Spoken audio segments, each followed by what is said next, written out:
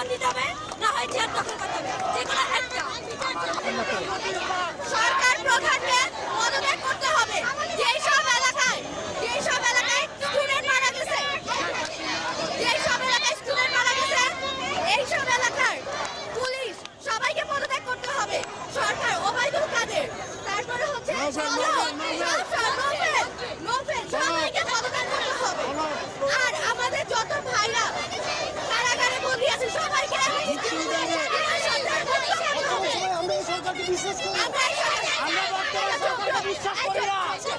সরকার একটা জায়গায় বলেছে যে আমরা সে কি ভুল করেছে, সে কেন পদত্যাগ করবে, সে কি ভুল করেছে, সে কি এখনো বুঝতে পারে না তার ভুল কি? সে কি নার্সারি খোলা পড়ে যাবে, তাকে বুঝাবো যে তার ভুল কি?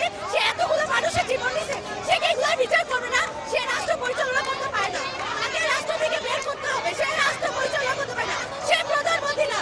কোন প্রধানমন্ত্রীর ভাষা এমন হইতে পারে না। আমরা বিচারটা দিব কাকে? যে আমাদের ভাইদেরকে হত্যা করেছে, আমাদের বোনদেরকে হত্যা করেছে, আমরা আর বিচার চাই না, আমরা তার পদত্যাগ চাই।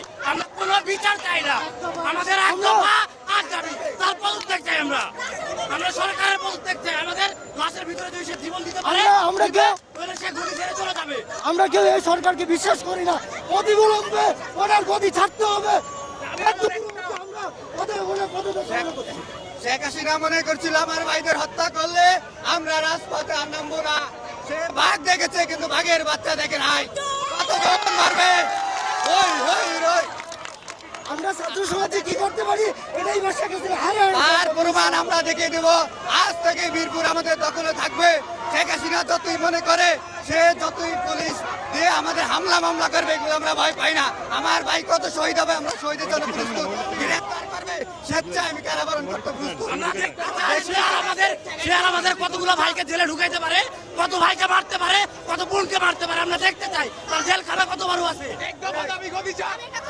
তার বাবা একটা বলছে যে মানুষের যখন ভুল হয় তখন